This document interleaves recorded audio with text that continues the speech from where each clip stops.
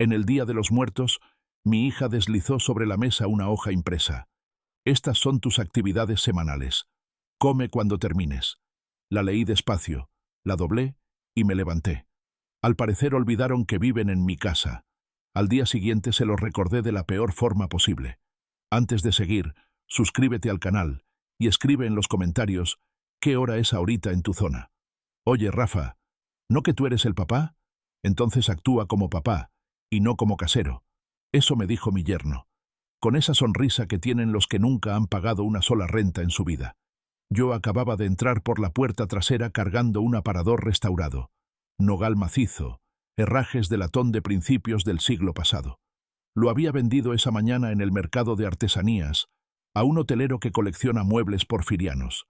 14.500 pesos. No es fortuna, pero es dinero ganado con lija y barniz, y 2 rodillas que ya no me dan las gracias. Me llamo Rafael Eduardo Montoya Ríos. Tengo 62 años.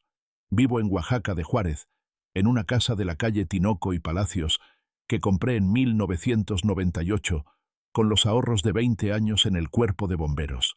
Paredes de cantera verde, un patio con bugambilia y en la parte trasera, mi taller. 30 años apagando incendios me enseñaron una sola cosa útil para la vida civil. Cuando algo empieza a arder, actúas rápido o te quedas sin nada. Pues bien, algo llevaba tiempo ardiendo en mi casa. Mi hija Paola llegó 3 meses antes con 2 maletas y un marido. «Papá, es temporal», me dijo. «Estamos buscando departamento, no nos tarda». Yo dije que sí porque es mi hija y porque tiene 34 años, y uno no acaba de creerlo del todo. Paola estudió administración de empresas y tiene la costumbre de reorganizar todo lo que toca, incluyendo, según descubrí ese día, mi sala. Lo primero que vi al entrar por el taller fue un Nissan Versa azul estacionado exactamente donde yo guardo mis tablones. El coche de Adrián, mi yerno. 37 años, representante de ventas de materiales de construcción, especialista en hablar mucho y decir poco. Adrián Salcedo Vega, pelo engominado, camisa a medio abotonar, esa clase de hombre que llama inversión a lo que otros llaman deuda. Adrián estaba recostado en mi hamaca hablando por teléfono con los zapatos puestos. Ni me vio llegar. Entré a la casa. En la sala, los sillones estaban en lugares distintos. Mi sillón café, el que tiene la marca en el brazo derecho de cuando apoyaba el codo para leer, había sido empujado contra la pared, y en su lugar había un puff inflable color mostaza que yo nunca había visto en mi vida. «Paola», llamé. Ella asomó desde la cocina. «Ay, papá», reorganicé la sala. «¿Verdad que quedó mejor? ¿Cuándo me avisaste?» Es que fue una idea de momento. Una idea de momento. Como si la casa fuera un proyecto de tesis, y yo el asesor al que se informa después de la entrega. El taller estaba igual que siempre, salvo por 4 cajas de cartón apiladas junto a mi banco de trabajo. Ropa invierno, cables y cosas, documentos varios. Las 4 en el único metro cuadrado donde necesito moverme cuando trabajo con el cepillo de mano. «Adrián», llamé. El aludido entró desde el patio todavía con el teléfono en la mano. «¿Qué pasó, suegro?» «Suegro. Siempre suegro. Nunca don Rafael. Como si el tuteo fuera un derecho adquirido con la firma del acta de matrimonio. Tus cajas están en mi taller. Las necesito fuera. Ay, suegro. Es que no tenemos dónde más. Son unos días. Llevan 3 meses con esos unos días. ¿Han pensado en contribuir algo? Luz, agua, lo que sea». Paola entró en ese momento. «Papá, ¿en serio? ¿Nos vas a cobrar renta?» «No dije renta. Dije contribución. Son cosas distintas. Somos tu familia». «Exactamente. Y la familia se ayuda, pero también se respeta». Adrián carraspeó con esa tos falsa que usan los hombres cuando quieren parecer razonables. «Usted vive solo en una casa enorme. Nosotros somos sus hijos. ¿No que no tiene caso pelear por estas cosas?» «No estoy peleando», dije. «Estoy preguntando». La conversación murió ahí. Paola cambió el tema hacia la cena, y Adrián volvió a su hamaca. Esa noche, después de que los dos se metieran a su cuarto, fui al taller. Cargué las 4 cajas de Adrián, una por una, y las puse sobre la banqueta frente a la puerta. No las tiré, no las rasgué. Las puse con cuidado. Cómo se ponen las cosas que no son tuyas pero que tampoco son bienvenidas. A los 10 minutos salió Adrián en chanclas. ¿Qué onda? ¿Por qué sacó mis cosas? Porque son tus cosas y estaban en mi taller. Paola, gritó hacia adentro. Mi hija salió envuelta en una bata. Me miró a mí, luego a las cajas. No era para tanto, dijo Adrián con la voz levantada. ¿Qué tiene de malo unas cajas? Nada, respondí. Por eso las puse en la banqueta y no en el basurero. Papá, eres imposible, dijo Paola, y se metió jalando a Adrián del brazo. Cerré la puerta del taller. Encendí la lámpara. La luz cayó sobre las herramientas ordenadas y sobre el viejo ropero donde guardo los barnices. Lo abrí. Metido entre una bolsa de clavos y un rollo de lija, había un sobre manila que no había tocado en 2 años. La escritura pública de la casa, el plano catastral, el comprobante de pago del registro. Todo a mi nombre, todo con mi firma, todo mío. Lo sostuve un momento bajo la luz. Luego lo guardé, cerré el ropero y apagué la lámpara. Esa noche dormí bien, sorprendentemente bien. Hay un incendio que ya apagué 1000 veces en mis sueños. Era en una vecindad cerca del mercado Benito Juárez. Una cocina que se pasó de flama, una manguera que tardó 3 minutos en llegar, y adentro, una señora de 70 años, que no quería salir porque decía que su casa era su casa y no iba a dejar que se quemara sola. Tuve que cargarla en brazos hasta la calle mientras el techo crujía. Ya afuera, tosiendo los dos, me dijo: «Oiga, joven, ¿y mis cosas?». Le respondí: «Sus cosas se pueden reponer. Usted no. Eso fue hace 27 años. Lo recuerdo porque es la única vez que entendí de verdad la diferencia entre lo que se puede salvar y lo que ya se perdió». A la mañana siguiente de la pelea de las cajas, salí temprano. Me preparé café solo, y antes de las 8 ya iba en el camión hacia la sucursal de Banorte en Independencia. Tenía la corazonada de un hombre que lleva 3 meses ignorando señales que no quería ver. La señorita del banco fue amable. Me mostró el estado de cuenta. Me senté a revisarlo despacio. Paola, año y medio atrás, me había pedido acceso técnico a mi cuenta para ayudarme con los pagos, cuando yo tuve una semana de gripe fuerte. Yo dije que sí, porque era mi hija y porque uno es tonto de una manera muy específica con las personas que quiere. En 3 meses habían salido de mi cuenta 38.000 pesos. No de golpe. En transferencias de 2.000, de 3.500, de 4.000. Con descripciones como despensa, medicamentos, servicio técnico. Goteo a goteo, como se saca agua de un pozo ajeno cuando uno cree que nadie está contando. Yo estaba contando. No llamé a Paola. No mandé mensaje. Guardé la impresión del estado de cuenta en mi cartera. Le di las gracias a la señorita y salí a la calle. Caminé 4 cuadras. En la calle Porfirio Díaz, subí al 4º piso de un edificio de cantera. En la puerta decía: «Licenciada Camila Escobar, notaria pública». La licenciada Escobar tiene unos 50 años, voz seca como papel manila, y la costumbre de no perder el tiempo en preámbulos. Perfecta. Me recibió a las 9:30. 2 horas después bajé con más claridad de la que había tenido en meses. Cuando llegué a la casa, el taller estaba con la puerta abierta. Adentro, Adrián tenía encendido mi torno de banco, la pieza más cara que poseo, 32.000 pesos que tardé 1 año en juntar, y lo operaba con la delicadeza de un niño de 8 años usando lo que no es suyo. Me detuve en la puerta. «¿Qué estás haciendo?». Se volteó sin soltar la palanca. «Ah, suegro. Nomás estaba probando. Quería hacer un soporte para una maceta, ¿me enseña?». Lo miré. Miré el torno. Miré la viruta de madera tirada sobre mi banco limpio. «Apágalo». «Sí, ahorita. Nomás déjeme acabar el...». «Apágalo». Lo apagó. Me acerqué. Puse la mano sobre la máquina y lo miré directamente.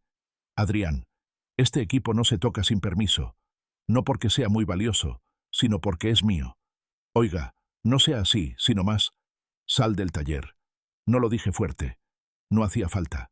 Hay un tono que uno aprende cuando 30 años de su vida dependieron de que la gente lo escuchara en medio del humo. Adrián lo escuchó. Salió. Mientras limpiaba el torno pensé en Paola de pequeña. Tendría 9 años cuando yo llegaba de un turno de 24 horas y ella me esperaba despierta con un dibujo. Un camión de bomberos rojo con mi nombre escrito abajo con letras chuequeadas. «Papá, te pinté tu trabajo». Lo pegué en la puerta del taller. Estuvo ahí 10 años hasta que se cayó solo con la humedad. Ese dibujo ya no estaba.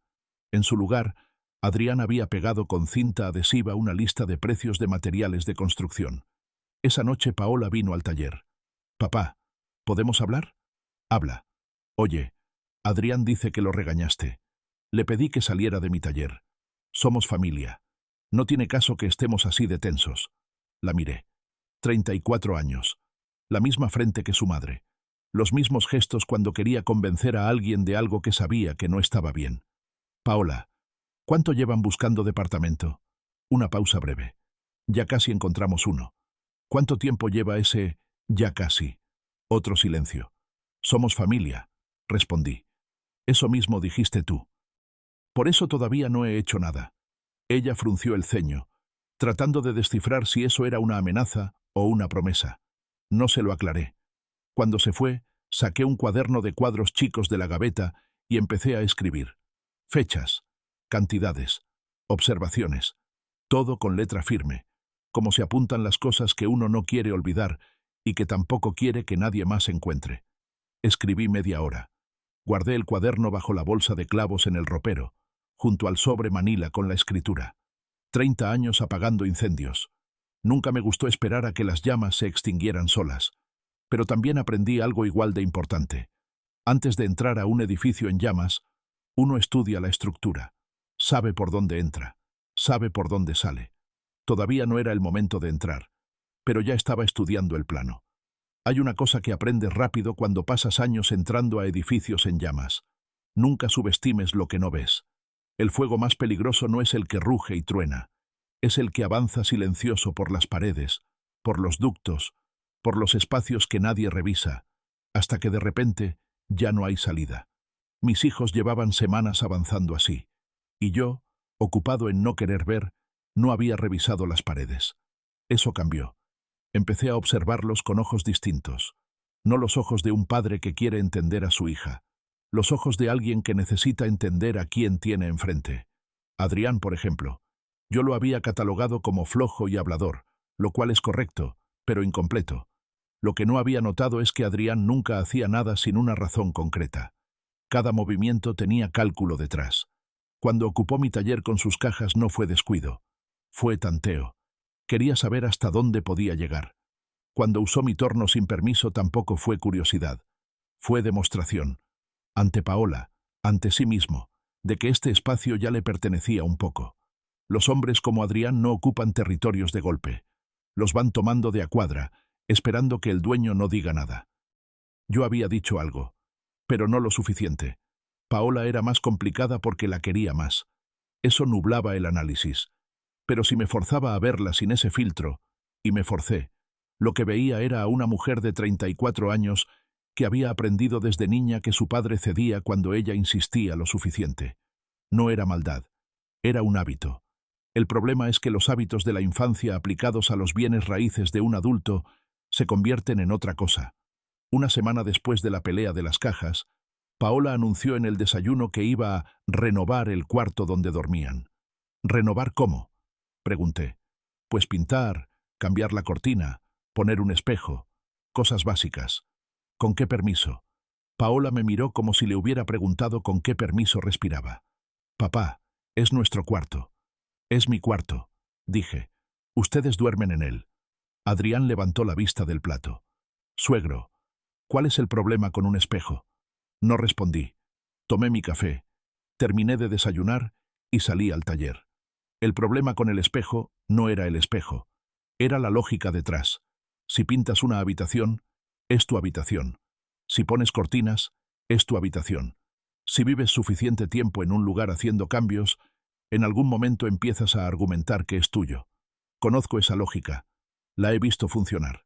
3 días después, el cuarto tenía pintura nueva, color terracota, que no le pedí opinión a nadie, y un espejo ovalado pegado con tornillos directamente a la pared de cantera. Mi pared de cantera. Lo anoté en el cuaderno. Mientras tanto, Adrián recibía visitas en la sala. Hombres de su edad con cara de querer aparentar más de lo que tenían. Hablaban de proyectos, de socios, de terrenos con potencial. Yo pasaba por ahí con mi café y ellos bajaban la voz. Una vez escuché el nombre de un banco, Bancomer, sucursal en el centro, y la palabra garantía. Otra vez escuché el inmueble, dicho en un tono que me resultó familiar, aunque no debería haberlo sido. Seguí anotando. Fue Lupe quien me dio el último empujón. Lupe es mi vecina desde hace 18 años. Tiene 68. Camina despacio, pero sus ojos no se pierden nada. Un martes por la tarde asomó la cabeza por encima de la barda del patio mientras yo lijaba un respaldo de nogal. Rafa, ¿qué está pasando en tu casa? ¿Por qué me preguntas? Porque ayer vi entrar a un señor con una carpeta y salir 20 minutos después con cara de estar midiendo algo. Guardé silencio un momento. ¿Qué estás tramando? Preguntó ella con la franqueza que se permite la gente que te conoce de verdad. Sonreí. Le respondí lo primero que se me ocurrió, y que pensándolo bien, era exactamente lo que estaba haciendo. Estoy restaurando. Lupe me miró un segundo más. Asintió como quien entiende más de lo que se dijo, y se metió a su casa. Me quedé pensando en su pregunta mientras volvía al banco de trabajo. ¿Qué estaba tramando? En ese momento todavía no tenía respuesta completa. Tenía piezas. Un cuaderno lleno de fechas y montos. Un sobre manila con documentos. La certeza de que algo estaba mal, y la convicción de que había que entender bien el tamaño del problema antes de mover una sola ficha. Los incendios mal evaluados matan a los que entran a apagarlos. Yo no iba a entrar sin antes saber exactamente qué estaba ardiendo. Esa tarde, mientras Adrián estaba en una de sus juntas y Paola en el trabajo, entré a buscar una extensión eléctrica que recordaba haber dejado en el cajón del buró de la habitación de visitas. Ahora, su habitación terracota. El cajón estaba lleno de papeles que no eran míos. No los busqué, pero el que quedó encima, doblado a la mitad, tenía membrete de un banco y la palabra hipoteca escrita en la primera línea visible. Lo abrí. Era un borrador. Una solicitud de crédito hipotecario por 1.200.000 pesos, con el inmueble ubicado en Tinoco y Palacios 84, Colonia Centro, Oaxaca, como garantía. La firma del solicitante, Adrián Salcedo Vega. La firma del propietario del inmueble. Un espacio en blanco con mi nombre impreso abajo. Cerré el cajón. Volví al taller. Me senté en el banco de trabajo y me quedé quieto un rato, mirando la madera a medias lijada. No sentí enojo. Sentí claridad. Hay una diferencia importante entre las dos. 2 días después fui de nuevo con la licenciada Escobar. Llevaba el cuaderno, la impresión del estado de cuenta del banco y el sobre manila con la escritura. También llevaba una foto que tomé con el celular del borrador que encontré en el cajón. Borrosa, pero legible en lo que importaba. La licenciada la revisó sin cambiar la expresión. ¿Firmó usted algo?, me preguntó. No.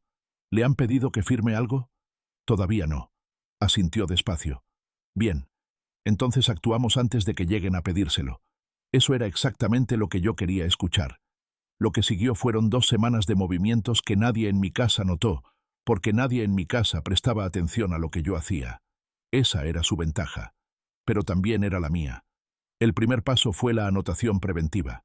La licenciada Escobar me explicó el mecanismo con la misma economía de palabras con la que explicaría el clima.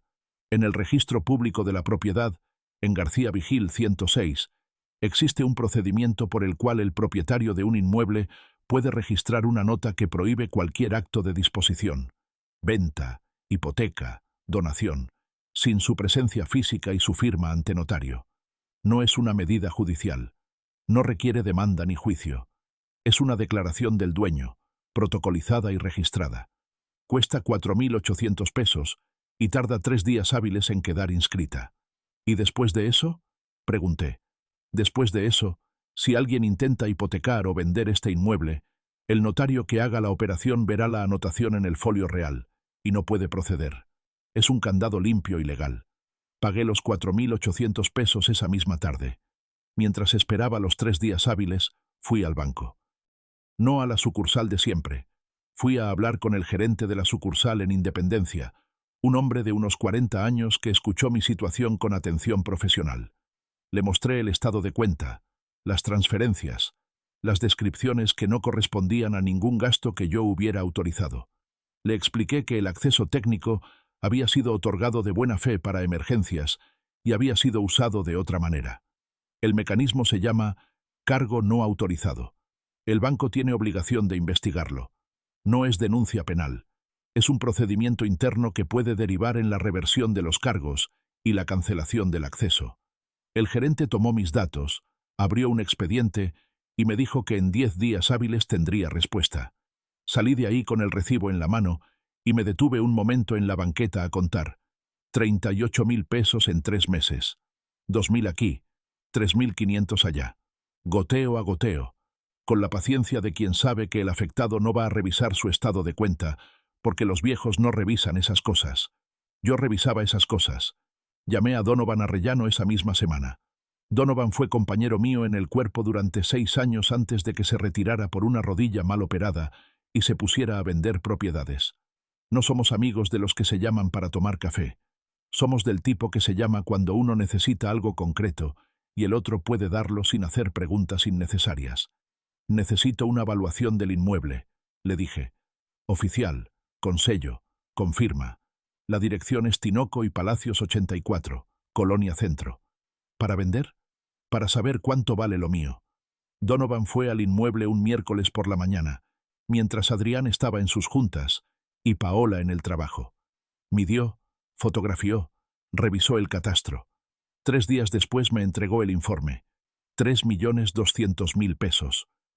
Valor comercial actual, considerando la ubicación en centro histórico, la construcción original de cantera, el estado de conservación y los 322 metros cuadrados de superficie.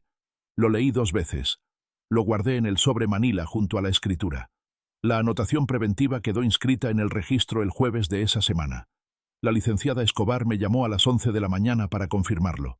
Colgué el teléfono, me serví un vaso de agua y volví al taller. Ese día estaba trabajando en un aparador de principios del siglo XX que había encontrado en el mercado en estado lamentable. Una pata rota, la chapa levantada, 2 cajones que no cerraban. Lo había comprado por 800 pesos. Sabía que bien restaurado valía 12 veces eso. Mientras lijaba la madera, movimiento parejo, siempre en la dirección de la veta, nunca contra ella, escuché voces en la casa. Paola había llegado antes de lo habitual y traía compañía. Entré a la cocina a buscar agua y las vi en la sala. Paola y una mujer de unos 60 años que yo no conocía. Bien vestida, bolsa cara, el gesto de alguien que está evaluando un espacio. «Papá, ella es la señora Consuelo, la mamá de Adrián», dijo Paola con una sonrisa que me resultó demasiado preparada. «Vino a conocer la casa». «Qué gusto», dije. La señora Consuelo me estrechó la mano con la cordialidad de quien está siendo cortés por obligación y recorrió la sala con los ojos mientras lo hacía. «Qué espacio tan amplio», comentó. «Y el patio también, ¿verdad? Oaxaca ya no tiene casas así». «No», dije. «Ya no». Me serví el agua y volví al taller. Detrás de mí, antes de que cerrara la puerta, escuché la voz de la señora Consuelo, tranquila, como quien piensa en voz alta. «Aquí fácil caben 2 departamentos, con sus entradas independientes». No me volteé.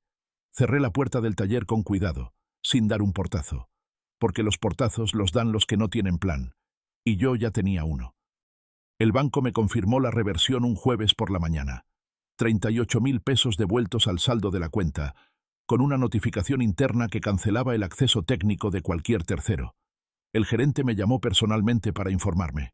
Hablé con él 3 minutos, le di las gracias y colgué. Luego me serví café y salí al taller como si el día fuera ordinario, porque tenía que parecerlo.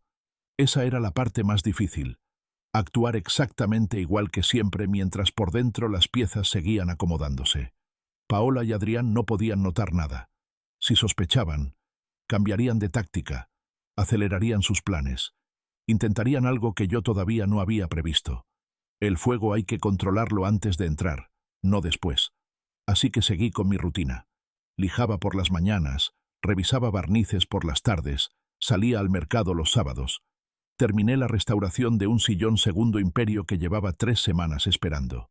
Estructura de caoba, tapizado original de terciopelo verde que tuve que reproducir con una tela similar encontrada en un puesto del mercado 20 de noviembre. Un hotel boutique en el centro me lo compró por 18.500 pesos. Transferí ese dinero esa misma tarde a una cuenta que había abierto semanas antes en una sucursal de BBVA en 5 Señores. lejos de la sucursal de Banorte donde Paola me conocía. Nadie sabía de esa cuenta. Eso era lo único que importaba. Adrián, en esos días, andaba especialmente activo. Recibía llamadas largas que hacía caminando por el patio, en voz baja. Una tarde lo vi salir con traje. Adrián casi nunca usaba traje. Y volver 2 horas después con cara de no haber conseguido lo que buscaba. Le pregunté cómo le había ido, así nomás, como quien pregunta por el clima. Bien, bien, dijo, con esa pausa de medio segundo que delata a los que mienten sin práctica suficiente. Qué bueno, respondí, y volví a mi taller. Fue una semana después cuando Paola pidió hablar. No en la cocina, no de pasada. Me pidió que me sentara en la sala. Señal de que había ensayado el tema. Llevaba puesto un suéter azul marino que yo le había regalado hace 3 años en su cumpleaños. Detalle que no sé si fue intencional o no.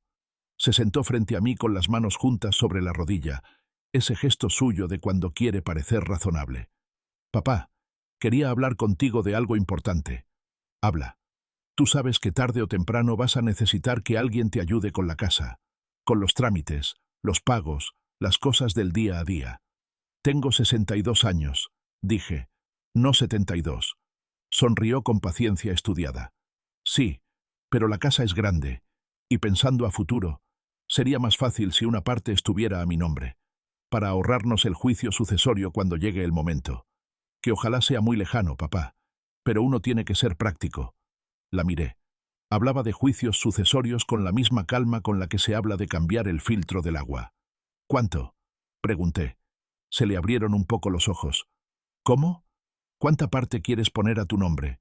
Pues, la mitad, para que sea equitativo. Sería una cesión voluntaria, papá. Tú seguirías viviendo aquí. Nada cambia en lo práctico. Nada cambia en lo práctico. Lo de Adrián con «usted vive en una casa enorme». Lo de la suegra con «fácil caben 2 departamentos». Lo del borrador de hipoteca. Y ahora esto. Era la misma idea llegando por 3 caminos distintos. Dame una semana para pensarlo, dije. Me sorprendió que sonara tan natural. No fue cálculo en el momento. Fue instinto. El mismo instinto que me hacía esperar a que el humo se asentara antes de entrar a un cuarto cerrado. Si uno entra cuando todavía no ve nada, tropieza. Si espera el momento justo, avanza. Paola no pudo ocultar completamente la satisfacción. La comisura de los labios, apenas 1 milímetro. Adrián, que había estado merodeando cerca de la cocina, asomó la cabeza con cara de quien fingía no haber estado escuchando. «Qué bien. ¿Verdad que sí se puede platicar?», dijo. Me levanté sin responder y volví al taller. Esa noche saqué el álbum de fotos de debajo del banco de trabajo. Lo había guardado ahí hace años, en una caja de madera que construí yo mismo con recortes de cedro. Lo saqué con cuidado, como se sacan las cosas frágiles. Fotos de Paola de niña, en una playa de Huatulco con 6 años, comiendo nieve de tuna en el Zócalo, dormida sobre mi hombro en un camión de regreso de no recuerdo dónde. En una foto ella tendría 4 años, y estaba parada en la entrada del cuartel con mi casco puesto, tapándole media cara. Sonreía con todos los dientes. Había otra donde tenía unos 12 años, y me ayudaba a lijar una silla que estaba restaurando. Esa era mi primera pieza. Todavía no sabía bien lo que hacía. Y Paola lijaba con mucha seriedad, la lengua asomando entre los dientes de concentración, como cuando hacía la tarea. Recordé que ese día me preguntó por qué lijaba siempre en la misma dirección. Le expliqué que la madera tiene veta, que tiene una dirección natural, y que si lijas contra ella, la lastimas que des cicatrices que el barniz no puede cubrir. Me escuchó con atención. «¿Y si ya está lastimada?», preguntó. «Se puede restaurar», le respondí. «Tarda más, pero se puede». Esa conversación la había olvidado durante 20 años. Me volvió entera esa noche, sentado en el taller con el álbum en las manos. La miré mucho tiempo. Luego cerré el álbum, lo guardé y fui a buscar el teléfono. Tenía una llamada pendiente que hacer. Esa mañana me levanté antes de que amaneciera. Era 1 de noviembre. No necesitaba alarma. Este día siempre lo despierto solo, desde hace muchos años, desde que mi padre murió, y entendí que hay fechas que el cuerpo recuerda aunque uno no quiera. Fui al mercado en cuanto abrieron los puestos. Compré cempasúchil fresco, los racimos grandes, no los que venden ya mustios, Y también flor de terciopelo morado, que a mi padre le gustaba, aunque no es la más común. Compré las veladoras de cera de abeja, un poco más caras que las normales, pero que duran el doble. Compré pan de muerto de la panadería La Flor de Oaxaca, donde lo hacen con anís de verdad. Compré un mezcal en vasito, que era lo que mi padre tomaba los domingos, y una naranja, que era lo que pedía de postre siempre que íbamos a comer fuera. En casa armé la ofrenda en la repisa de la sala, que es donde siempre ha estado. Puse el petate doblado, los pétalos formando el camino desde la puerta, el retrato de mi padre, foto de cuando tenía 50 años, traje café, corbata de rayas, en el centro. Coloqué las flores, las veladoras, el pan, el mezcal, la naranja. También puse una foto pequeña de mi madre, aunque ella murió cuando yo tenía 11 años, y el ritual que tengo es más con él. Terminé de acomodar todo antes de que saliera el sol. Me senté un momento frente a la ofrenda con el café todavía caliente y miré el retrato de mi padre. Él hubiera sabido exactamente qué hacer en esta situación.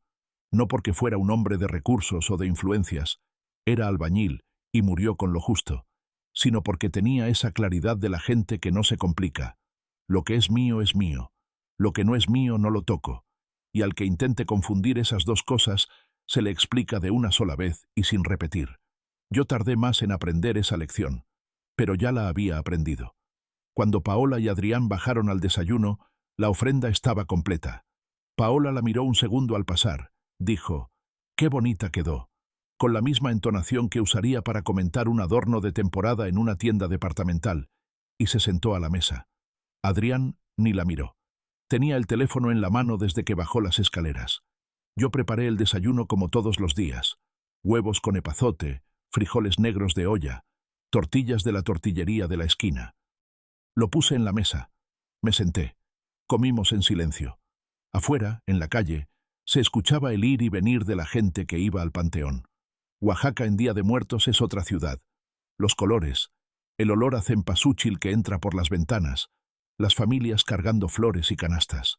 Yo lo escuchaba todo desde la mesa, y pensaba en mi padre, y en lo que hubiera dicho de estar sentado ahí con nosotros. Entonces Paola dejó el tenedor. Sin decir nada, extendió el brazo, y deslizó por la mesa un papel doblado, con la misma naturalidad con la que se pasa la salsa. Lo empujó hasta quedarse frente a mí. Lo tomé. Lo desdoblé. Era una hoja impresa. 2 columnas. Encabezado en negrita. Actividades semanales. Debajo, una lista numerada. Limpieza general. Lunes y jueves. Lavado de ropa. Martes. Preparación de comidas. Diario, desayuno y comida. Y al final, en un renglón separado. Traslados médicos y acompañamiento. A partir del 4.º mes de embarazo. Me detuve en ese renglón. Leí la lista completa otra vez. Despacio. La doblé. La puse sobre la mesa. 4.º mes de embarazo. Mi hija estaba embarazada. Lo supe leyendo una lista de quehaceres domésticos que me habían asignado como si fuera empleado de una empresa de servicios. No hubo conversación. No hubo abrazo. No hubo... Papá, tengo algo que contarte. Hubo una hoja impresa con tipografía Times New Roman y márgenes de 2 centímetros. Me levanté. ¿Ya te lo dijimos en el buen momento?, preguntó Adrián desde su teléfono, sin levantar la vista, con ese tono de quien hace un comentario de relleno. No respondí. Tomé mi taza de café de la mesa y salí al taller. Detrás de mí escuché la voz de Adrián, ya sin siquiera intentar bajarla. Se ofendió, como niño. Y la respuesta de Paola, tranquila, casi aburrida. Ya se le va a pasar. Cerré la puerta del taller. Me quedé parado en el centro, entre el banco de trabajo y el ropero, con la taza en la mano. Afuera, en la calle, alguien tocaba una guitarra y había un olor a incienso que llegaba desde el Panteón de San Miguel, que queda a 3 cuadras.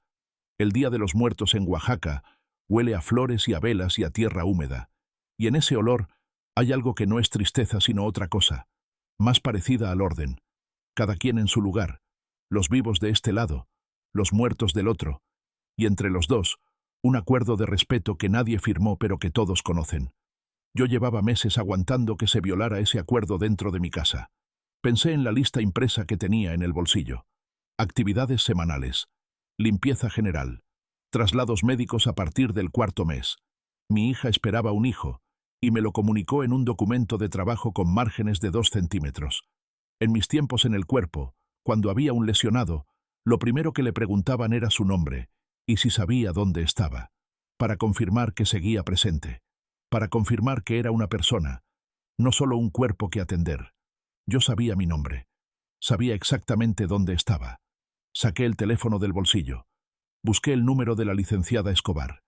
Eran las 9:40 de la mañana del 1 de noviembre y su oficina abría a las 9. Marqué. Contestó al tercer timbre. Licenciada, dije, necesito verla mañana a primera hora.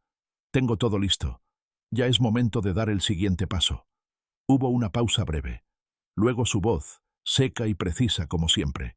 8 de la mañana. No llegué tarde. No llegué tarde. A las 8 en punto estaba sentado frente a la licenciada Escobar. Ella ya tenía el expediente abierto sobre el escritorio. Revisamos todo en orden. El desahucio voluntario, que en términos simples es la notificación legal que le dice a un ocupante sin contrato que tiene 30 días para desocupar el inmueble. No requiere juicio. No requiere que el ocupante esté de acuerdo. Requiere que el propietario del inmueble lo solicite ante notario, que la escritura esté limpia y que no exista ningún contrato de arrendamiento registrado. En mi caso, las 3 condiciones se cumplían perfectamente. La licenciada redactó el documento mientras yo esperaba. 2 páginas. Mi nombre, la dirección del inmueble, los nombres de los ocupantes, el plazo de 30 días contados a partir de la firma, y una nota al pie que me explicó con su habitual economía de palabras. La anotación preventiva ya estaba registrada, lo cual significaba que durante ese plazo, y después de él, ningún acto de disposición del inmueble era posible sin mi firma personal ante notario.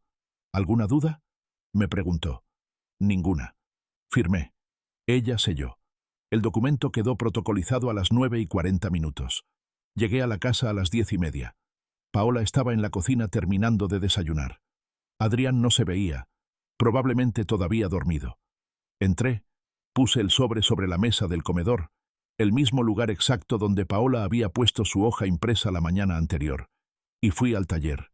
Tenía una cómoda del siglo pasado esperándome. Cajones atascados, chapa levantada, herrajes oxidados. Me puse el delantal, agarré el mazo de goma y empecé a trabajar los cajones. Unos 20 minutos después escuché voces. Primero la de Paola, confundida. Luego la de Adrián, que había bajado. Luego silencio. Luego pasos rápidos hacia el taller. Adrián abrió la puerta sin tocar. ¿Qué es esto? Tenía el documento en la mano y el color de alguien a quien le acaban de echar un vaso de agua fría encima. Es lo que dice que es. Respondí sin levantar la vista del cajón. Es una orden de desalojo. Es un aviso. Tienen 30 días. Usted no puede hacer esto. Puse el mazo sobre el banco y lo miré. Adrián estaba parado en la puerta del taller con la hoja en la mano, y por primera vez desde que lo conocía, el lenguaje corporal se le había desordenado por completo. Los hombros levantados, la mandíbula tensa, los ojos moviéndose entre el papel y mi cara buscando algo, una fisura, una duda, algo a lo que aferrarse. Era el mismo gesto que hacen las personas cuando revisan sus cartas y se dan cuenta que tienen una mano más débil de lo que creían. El inmueble es mío, Adrián. Tengo la escritura desde 1998. No existe ningún contrato de arrendamiento. Tengo todo el derecho legal de solicitar que desocupen en 30 días. Somos su familia. La familia no tiene escritura. Llegó Paola detrás de él. Traía el documento también, como si hubieran estado leyéndolo juntos. Ella tenía una expresión que no le había visto antes. No enojo, sino algo más parecido al desconcierto genuino. La cara de quien cree entender las reglas del juego y descubre que el tablero era otro. «Papá», dijo, y su voz salió más delgada de lo habitual. «No pensé que fueras a hacer esto. Yo tampoco pensé que tú harías lo que hiciste», respondí. «Pero lo hiciste. ¿Por una lista? ¿Por eso nos sacas de la casa?» «Por la lista. Por los 38.000 pesos. Por el borrador de hipoteca que encontré en tu cajón. Por la señora que trajo a Adrián a conocer el inmueble. Por 3 meses de «ya casi encontramos departamento. Escoge el que quieras». Silencio. «Tenag», empezó Adrián. 30 días. Lo interrumpí. «Cuenten desde hoy». Volví al cajón atascado. Detrás de mí escuché a Paola empezar a llorar. No el llanto de quien sufre, sino el de quien intenta que el llanto resuelva algo. Adrián murmuraba cosas en voz baja. Después de un rato, sus pasos se alejaron hacia la casa. Yo seguí con la cómoda. La cajera del banco había dicho una vez, cuando cerré el expediente del cargo no autorizado: «Usted actuó muy bien en documentar todo, señor. La mayoría no lo hace». Pensé en eso mientras lijaba los cajones. La mayoría no documenta, no guarda recibos, no anota fechas. La mayoría reacciona tarde o reacciona mal. Yo había aprendido en el cuerpo que las emergencias no avisan y que la única ventaja real es la preparación previa.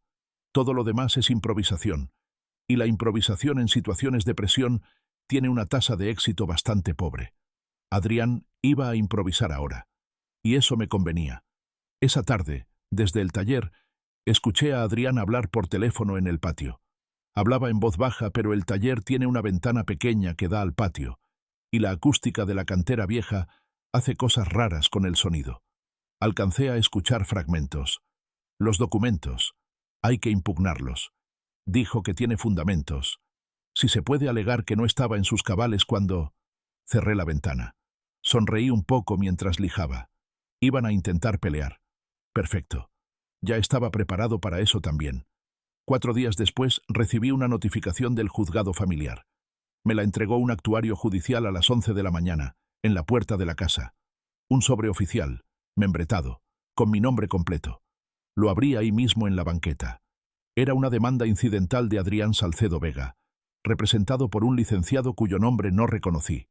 El argumento central, escrito en ese lenguaje jurídico que mezcla la solemnidad con lo ridículo, era que Rafael Eduardo Montoya Ríos, de 62 años, podría no encontrarse en plenas facultades mentales al momento de tomar decisiones de esa naturaleza, y que existían indicios de que había sido influenciado por terceros en contra de los intereses legítimos de su familia directa. Leí el párrafo 2 veces. Luego lo doblé con cuidado y lo guardé en el bolsillo. Adrián me declaraba incapaz. Interesante táctica. Un poco desesperada, pero interesante. Llamé a la licenciada Escobar desde la banqueta. «Ya vi», dijo cuando le expliqué. Era previsible. Necesita una constancia de plena capacidad jurídica y mental, emitida por médico certificado, y lo antes posible. Tengo el nombre de un internista que hace estas valoraciones con validez ante juzgado. Le mando el contacto. El internista me recibió al día siguiente en su consultorio en la calle Macedonio Alcalá. 40 minutos de evaluación. Presión arterial, reflejos, orientación en tiempo y espacio, pruebas de memoria y razonamiento básico. El médico me preguntó la fecha, el nombre del presidente, en qué año habíamos tenido el temblor grande. Le respondí todo sin dudar. Me preguntó si yo mismo había tomado la decisión de iniciar los trámites de desahucio. Le dije que sí, que llevaba semanas preparándolo, y le mostré el cuaderno donde tenía las fechas y los montos anotados desde el principio. El médico lo revisó brevemente y arqueó una ceja. «¿Usted fue bombero?», me preguntó. 30 años. «Se nota», dijo, y no aclaró si lo decía por el orden o por la frialdad. Probablemente por las dos. El resultado no fue sorpresa para ninguno de los dos. Firmó la constancia, la selló, y me cobró 1.200 pesos. Con ese documento en mano, la licenciada Escobar presentó la respuesta al juzgado familiar al día siguiente.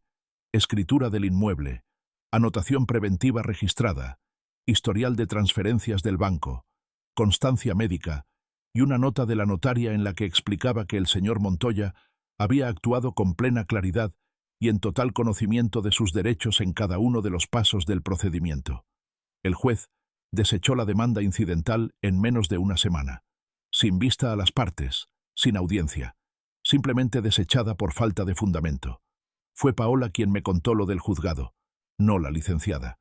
Me buscó una tarde en el taller, entró sin tocar como de costumbre, y se paró frente a mí con una expresión que combinaba el agotamiento con algo más parecido al miedo. «Papá», el juez rechazó lo que presentó Adrián. «Lo sé». «¿Y entonces qué quieres que hagamos?». La miré. Tenía ojeras.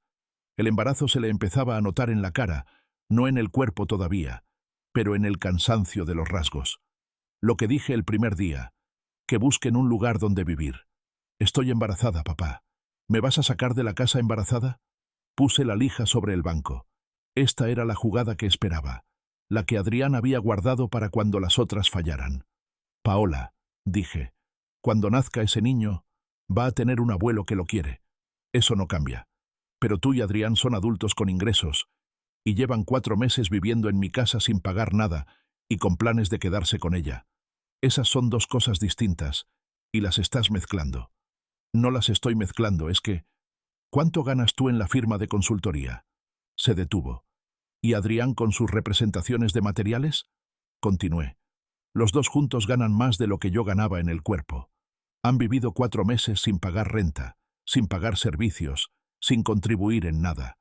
Y encima querían hipotecar mi casa. Eso no es familia, Paola. Eso es otra cosa. Los nietos van a ser bienvenidos en esta casa cuando quieran venir. Sus padres también, de visita. Lo que no va a pasar es que se queden a vivir aquí pensando que la casa es suya. Eso ya no. Paola no respondió.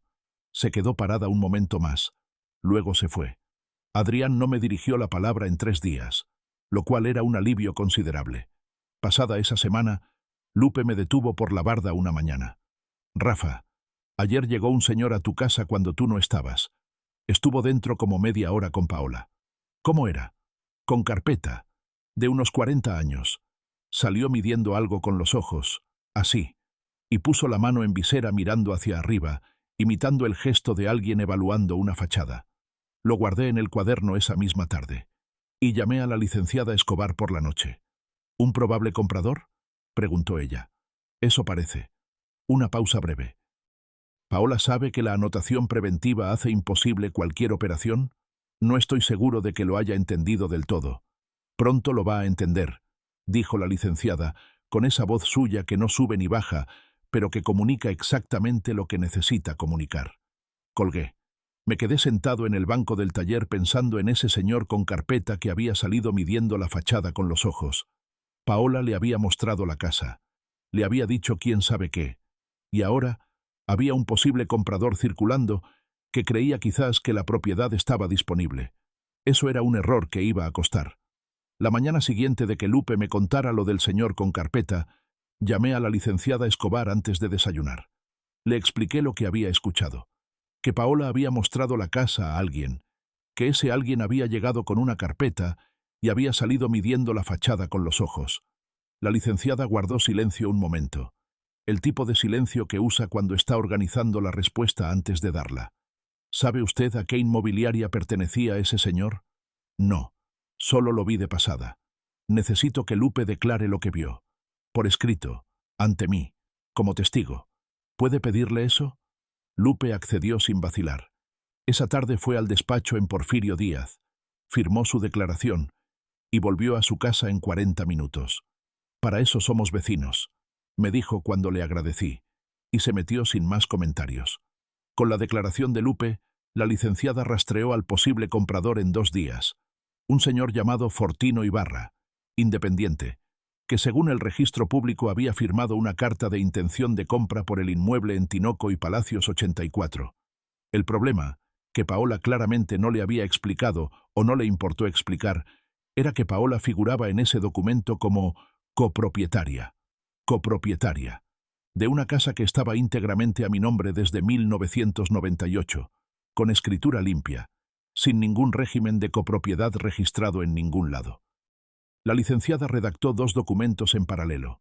El primero, una declaración notarial de uso indebido de la propiedad, la declaración de uso indebido de propiedad, en la que yo señalaba formalmente que ninguna persona distinta a Rafael Eduardo Montoya Ríos tenía facultad legal para presentarse como propietario o copropietario del inmueble, ni para celebrar ningún acto jurídico relacionado con él. El segundo, una carta dirigida al señor Fortino Ibarra, firmada por la notaria, en la que se le informaba del estado legal real del inmueble, de la anotación preventiva registrada, y de que cualquier operación de compraventa sería nula de pleno derecho. Le enviamos la carta al señor Ibarra por correo certificado con acuse de recibo. 3 días después, Paola me buscó en el taller. Entró despacio. Se sentó en el banco de madera que tengo junto al ropero, el que uso cuando quiero pensar sin hacer nada. No dijo nada de inmediato. Me miró trabajar un rato. Estaba lijando un cómodo de principios del siglo pasado, movimiento parejo, siempre en la dirección de la veta. El señor Ibarra canceló. Dijo por fin. Lo sé. Le llegó una carta de tu notaria. Lo sé. Paola apoyó los codos en las rodillas y se quedó mirando el suelo de tierra apisonada del taller. Papá, ¿cuándo empezaste a planear todo esto? Seguí lijando. Desde el banco, dije. Cuando vi el estado de cuenta. Silencio. No pensé que llegaras tan lejos. Yo tampoco pensé que llegaras tan lejos tú. Paola levantó la vista. Tenía los ojos brillantes, pero no lloraba. Algo en su expresión había cambiado desde la semana anterior. Ya no era la cara de quien quiere convencer a alguien. Era la cara de quien entiende que perdió, y está tratando de entender cómo pasó. El señor Ibarra me habló muy molesto, dijo.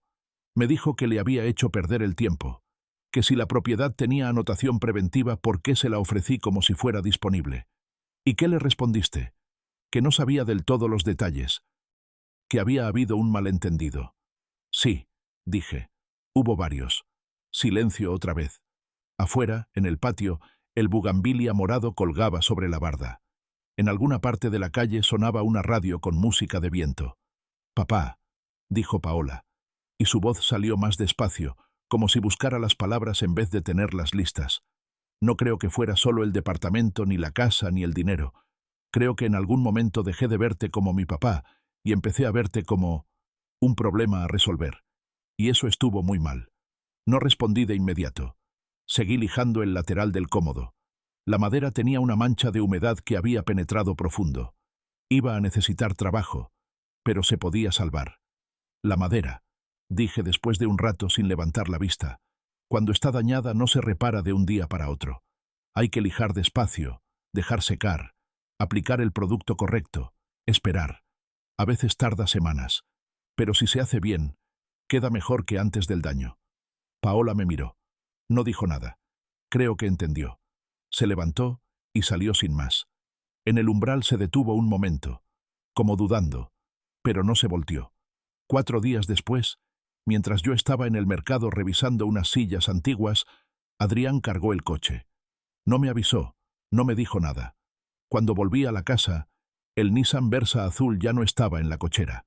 La mitad del ropero del cuarto terracota estaba vacío. La lista de precios que había pegado en la puerta del taller con cinta adhesiva también había desaparecido, aunque había dejado la marca de la cinta en la madera. En el patio, sentada en el banco junto a la bugambilia, estaba Paola, con una maleta a sus pies. En el 30º día del plazo, Paola salió de la casa a las 10 de la mañana. Yo le cargué la maleta hasta la banqueta, no porque me lo pidiera, sino porque era lo correcto. La dejé en el suelo junto al taxi que había pedido. Nos miramos un momento.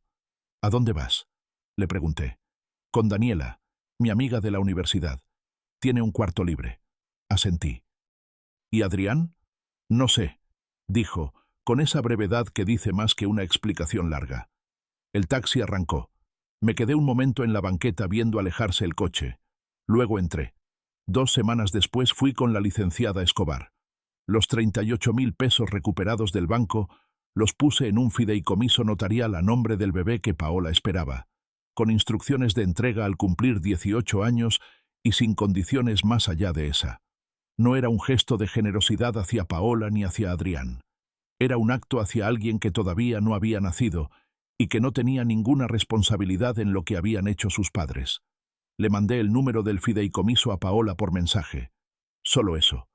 Depósito a nombre del bebé registrado con la licenciada Escobar. Los datos están en su oficina. 3 días después sonó el teléfono. Era ella. No habló mucho. Solo dijo, «Gracias, papá», y colgó. Esa tarde terminé la restauración de un aparador de 1910 que había comprado en el mercado 4 meses antes, en el mismo puesto donde esta historia empezó. Madera de cedro, chapa de nogal, herrajes originales de latón. Quedó perfecto. Lupe asomó por la barda. «Rafa, ¿ese lo vendes?». Lo miré. Luego miré el taller limpio, el patio vacío, la bugambilia morada sobre la barda, el cielo de Oaxaca que a esa hora tiene un color que no tiene nombre exacto. «No», dije, «este me lo quedo». En la sala, la ofrenda seguía en su lugar. El retrato de mi padre en el centro. Las flores ya secas pero todavía con color. Puse 2 veladoras nuevas a los lados. Encendí las mechas. Me senté a verlas arder un momento. Todo en su lugar. Todo mío. Si te gustó esta historia, dale like a este video, suscríbete al canal y comparte tus impresiones en los comentarios. Para escuchar la siguiente historia, haz clic en el recuadro de la izquierda.